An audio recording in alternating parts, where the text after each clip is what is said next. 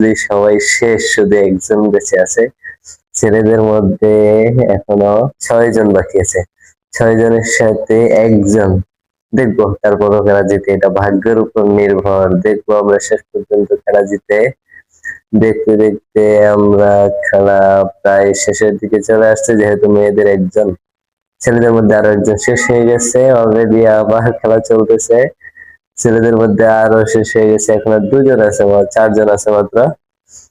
মেয়েদের মধ্যে এখনো কিন্তু একজনের উপরে ভরসা। তো ভাগ্যের খেলা, দেখা যাবে কারা জিততে পারে। অবভিয়াসলি শেষ পর্যন্ত এখনো শেষ হয়নি, এখনো খেলা চলতেছে। এখনো ছেলেদের মধ্যে 3 জন বাকি আছে, মেয়েদের একজনই। এখনো কিন্তু একজনকে হারাইতে পারেনি ছেলেরা। তো তারপরে সবাই এখন শেষ পর্যন্ত অবভিয়াসলি মেয়েরা জিতে গেছে। 3 জনই একসাথে আউট হয়ে গেছে, একজন মেয়ের কাছে সবাই হেরে গেছে।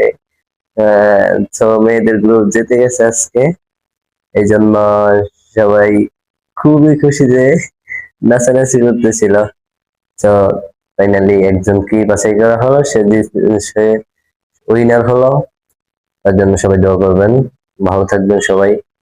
সবাই আমার ছাত্রছাত্রীদের জন্য দোয়া করবেন, কেননা ওদেরকে নিয়ে একটু আনন্দ করার কারণ হলো মাদ্রাসায় একটু মনটা বসা।